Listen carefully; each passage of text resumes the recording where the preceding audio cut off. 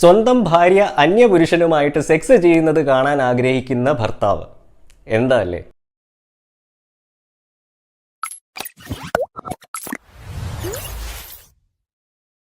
നമസ്കാരം, എൻ്റെ പേര് സംഗീത് സെബാസ്റ്റ്യൻ. ഞാനൊരു സെക്ഷുവാലിറ്റി റൈറ്ററും സെക്സ് എഡ്യൂക്കേറ്ററുമാണ്. ഇന്ന് ഞാൻ സംസാരിക്കാൻ പോകുന്നത് കേൾക്കുമ്പോൾ വളരെ വിചിത്രവും വൈകൃതവും എന്ന് തോന്നിയേക്കാവുന്ന കക്കോൾഡിംഗ് എന്ന് വിളിക്കുന്ന രതികേളിയെ പറ്റിയാണ്. അപ്പോൾ ഈ വീഡിയോ ഇഷ്ടപ്പെടുവാണല്ലേ ഒന്ന് ലൈക്കും സബ്സ്ക്രൈബും ഷെയറും ഒക്കെ ഒന്ന് ചെയ്തേക്കണേ. ഈ ഭൂരിഭാഗം ആളുകളും സബ്സ്ക്രൈബ് ചെയ്യാതെയാണ് പോകുന്നത്, അതുകൊണ്ട് ഒന്ന് സബ്സ്ക്രൈബ് ചെയ്തേക്കണേ. ഈ ലൈംഗിക പ്രശ്നങ്ങളെന്ന് നമ്മൾ മനസ്സിലാക്കി വെച്ചിരിക്കുന്ന പല കാര്യങ്ങളും ഒരു ഡോക്ടറിൻ്റെ അടുക്ക പോയി ചികിത്സിച്ച് ഭേദമാക്കേണ്ട രോഗമൊന്നുമല്ല. അത് ഉണ്ടാകുന്നത് പ്രധാനമായിട്ട് നമ്മൾക്ക് സെക്സിനുള്ള അറിവില്ലായ്മയും അജ്ഞതയൊക്കെ കൊണ്ടാണ്. നിങ്ങളുടെ ലൈംഗികതയ്ക്ക് എങ്ങനെ നിങ്ങളുടെ വ്യക്തിത്വത്തെയും ആത്മവിശ്വാസത്തെയും ഒക്കെ മാറ്റിമറിക്കാനുള്ള ഒരു ശക്തിയുണ്ട് എന്നതിനെപ്പറ്റി കൂടുതൽ മനസ്സിലാക്കാൻ താല്പര്യമുണ്ടെങ്കിൽ നിങ്ങൾക്ക് എന്നെ ഈ നമ്പറിൽ കോൺടാക്ട് ചെയ്യാവുന്നതാണ്. സ്വന്തം ഭാര്യ അന്യപുരുഷനുമായിട്ട് കിടക്ക പങ്കുവെക്കുന്നത് കാണാൻ താല്പര്യം കാണിക്കുന്ന വളരെയധികം ഭർത്താക്കന്മാർ ഈ ലോകത്തിലുണ്ട്. ഇതിന് താല്പര്യം കാണിക്കുന്ന ഭാര്യമാരുമുണ്ട്. ഇംഗ്ലീഷിൽ ഇതിന് കക്കോൾഡിംഗ് എന്നാണ് പറയുന്നത്. ഞാൻ ഈ പറയുന്നത് കേൾക്കുന്ന കുറേ പേർക്കെങ്കിലും ഒരുപക്ഷെ ഇതൊരു വൈകൃതമായിട്ട് തോന്നിയേക്കാം. അതുകൊണ്ട് തന്നെ ഈ ഒരു വിഷയത്തിലോട്ട് കടക്കുന്നതിന് മുമ്പ് എന്താണ് വൈകൃതം എന്ന് നമ്മൾ കുറച്ചും കൂടെ മനസ്സിലാക്കേണ്ടിയിരിക്കുന്നു.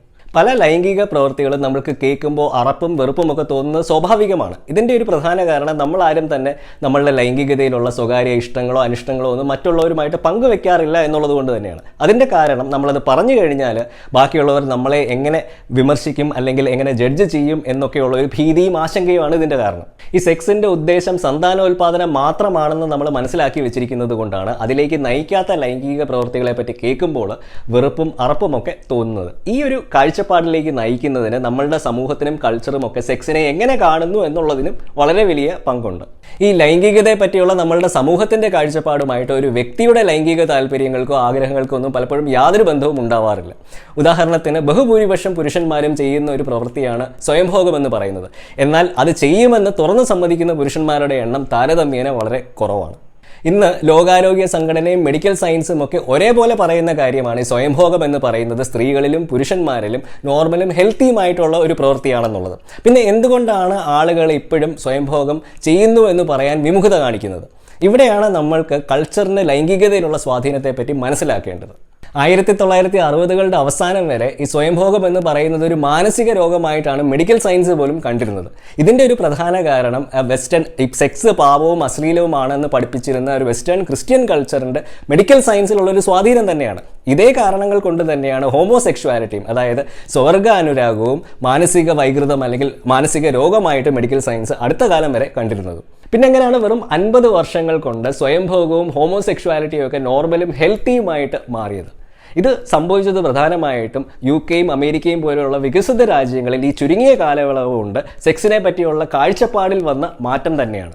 ലൈംഗികതയെ ഒരു പാപമായിട്ടും അശ്ലീലമായിട്ടും കണ്ടിരുന്ന ആ ഒരു വെസ്റ്റേൺ ചിന്താഗതിയിൽ നിന്നും പുരാതന ഭാരതത്തിൻ്റേത് മാതിരി സെക്സിനെ സയൻസ് ആയിട്ടും ഒരു വ്യക്തിയുടെ മാനസികാരോഗ്യത്തിലും സന്തോഷത്തിലും ഒക്കെ വളരെയധികം പങ്കുവഹിക്കുന്ന ഒരു പ്രതിഭാസമായിട്ട് കാണാൻ തുടങ്ങി എന്നുള്ളതായിരുന്നു ഈ ഒരു ചിന്താഗതിയിൽ വന്ന മാറ്റം.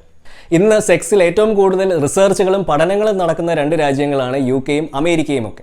ഇനി നമുക്ക് നമ്മളുടെ വിഷയത്തിലോട്ട് വരാം. ഈ ത്രീസമും കക്കോൾഡിങ്ങും പോലെയുള്ള ലൈംഗിക കേളികളിൽ ആളുകളുടെ താല്പര്യം ഉണർത്തുന്നതിൽ നിന്ന് വളരെയധികം പങ്ക് വഹിക്കുന്ന ഒരു മീഡിയമാണ് ഇന്റർനെറ്റ് പോർണോഗ്രഫി എന്ന് പറയുന്നത്. ആളുകളുടെ നമ്മളുടെയൊക്കെ ലൈംഗികതയും ഏറ്റവും അധികം സ്വാധീനിക്കുന്നതും ഇന്ന് പോർണോഗ്രഫി തന്നെയാണ്.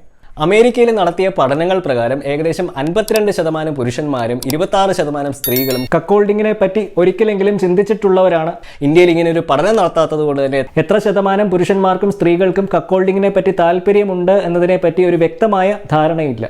കഴിഞ്ഞ വർഷം കേരള പോലീസ് കോട്ടയംകാരിയായ ഒരു വീട്ടമ്മയുടെ പരാതിയെ തുടർന്ന് അവരുടെ ഭർത്താവിനെ അന്യപുരുഷന്മാരുമായിട്ട് സെക്സ് ചെയ്യാൻ പ്രേരിപ്പിച്ചതിന്റെ പേരിൽ അറസ്റ്റ് ചെയ്യുകയുണ്ടായി. ഈ കക്കോൾഡിംഗ് പോലെ വളരെ സാഹസികകരമായിട്ടുള്ള രതികേളികളിൽ പങ്കെടുക്കുന്നതിന് മുമ്പ് ഇതിൽ പങ്കെടുക്കുന്നവർ തമ്മിലുള്ള ഒരു പൂർണ്ണ ധാരണയും സമ്മതവും ഒക്കെ ഇല്ലാതെ വരുമ്പോൾ ഉണ്ടാകുന്ന ഒരു അപകടമാണ് ഇത്. പലപ്പോഴും ഈ കക്കോൾഡിംഗ് പോലെയുള്ള രതികേളികളിൽ സ്ത്രീകളെക്കാട്ടിൽ കൂടുതൽ താല്പര്യം കാണിക്കുന്നത് പുരുഷന്മാരാണ്. അതുകൊണ്ട് തന്നെ പുരുഷന്മാരുടെ നിർബന്ധത്തിന് വഴങ്ങി സ്ത്രീകൾ ഇതിൽ സമ്മതിക്കുകയും പിന്നീട് നമ്മൾ മുമ്പ് കണ്ട പോലെ ഒരു ക്രിമിനൽ കംപ്ലൈന്റിലോട്ടൊക്കെ നയിക്കുകയും ചെയ്യാറുണ്ട്. എന്തുകൊണ്ടാണ് സ്ത്രീകളെ അപേക്ഷിച്ച് പുരുഷന്മാർക്ക് ഈ കക്കോൾഡിംഗ് പോലെയുള്ള രതികേളികളിൽ കൂടുതൽ താല്പര്യം?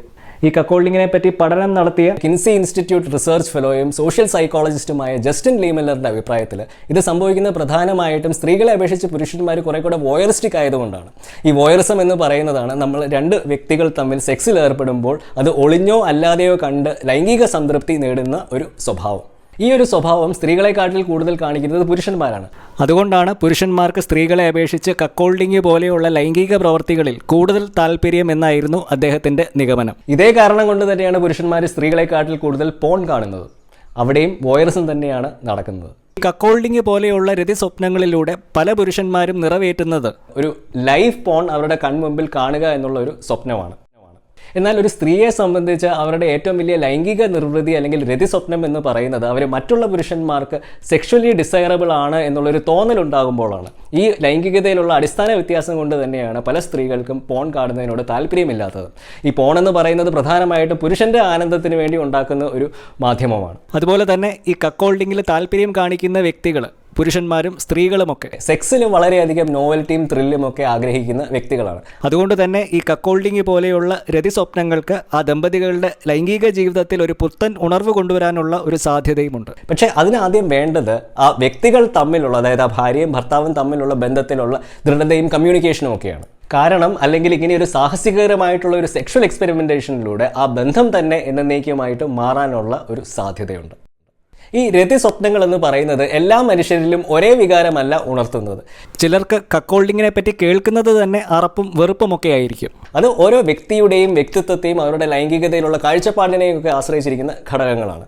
ഉദാഹരണത്തിന് രതിസ്വപ്നങ്ങളെ പറ്റി ഒരിക്കൽ പോലും പങ്കുവയ്ക്കാൻ പറ്റാത്ത ദമ്പതികൾ തമ്മിൽ കക്കോൾഡിങ്ങിനെ പറ്റി ഒറ്റയടിക്ക് ചർച്ച ചെയ്യുന്നത് ആ ബന്ധം തന്നെ വഷളാക്കാൻ ഇടയാക്കിയേക്കും. അതുകൊണ്ട് തന്നെ ഈ കക്കോൾഡിങ് പോലെയുള്ള ലൈംഗിക കേളികളിൽ പങ്കെടുക്കുന്നതിന് മുമ്പ് അതിൽ പങ്കെടുക്കുന്നവർ തമ്മിലുള്ള ഒരു ലൈംഗിക അഭിരുചിയും താല്പര്യവും ഒക്കെ തുല്യമാണോ എന്ന് മനസ്സിലാക്കിയിരിക്കേണ്ടതും പലതവണ ചർച്ച ചെയ്യേണ്ടതും വേണ്ടി വന്നാൽ പ്രാക്ടീസ് ചെയ്യേണ്ടതുമൊക്കെ വളരെ അത്യാവശ്യമാണ്. ഈ ദമ്പതികൾ തമ്മിലുള്ള ലൈംഗിക അഭിരുചിയും താല്പര്യമൊക്കെ തുല്യമാണോ എന്നറിയാൻ ഇന്ന് ആപ്പുകൾ അവൈലബിൾ ആണ്. ഇതിൽ 2 എണ്ണമാണ് എക്സ് കൺഫെഷൻസും ഓൺ യുവർ സെക്സും. ഇനി ഇതൊക്കെ ചെയ്തിട്ടും നിങ്ങളുടെ പങ്കാളിക്ക് കക്കോൾഡിംഗ് പോലെയുള്ള ലൈംഗിക കേളിയിൽ പങ്കെടുക്കാൻ താല്പര്യമില്ലെങ്കിൽ എന്തുകൊണ്ടും നിർബന്ധിക്കാതിരിക്കുന്നത് തന്നെയാണ് നിങ്ങളുടെ ബന്ധത്തിൻ്റെ ആരോഗ്യത്തിന് നല്ലത്. ഞാൻ ഈ വീഡിയോ ഇന്നിവിടെ ചെയ്തത് നമ്മളുടെ വിവോക്സ് ചാനലിൽ വന്ന ഒരു റിക്വസ്റ്റിൻ്റെ അടിസ്ഥാനത്തിലാണ്. അപ്പോൾ ഈ വീഡിയോ ഞാൻ ഇഷ്ടപ്പെട്ടെന്ന് വിശ്വസിക്കുന്നു. ഇഷ്ടപ്പെട്ടെങ്കിൽ തീർച്ചയായിട്ടും ലൈക്ക് ചെയ്യുക, സബ്സ്ക്രൈബ് ചെയ്യുക, കൂട്ടുകാരുമൊത്ത് ഷെയർ ചെയ്യാൻ ശ്രമിക്കുക. അതുപോലെ തന്നെ ഏതെങ്കിലും പുതിയ വിഷയത്തെപ്പറ്റി ഞാൻ സംസാരിക്കണമെന്നുണ്ടെങ്കിൽ സജസ്റ്റ് ചെയ്യുക, തീർച്ചയായിട്ടും വീഡിയോ ചെയ്യുന്നതായിരിക്കും.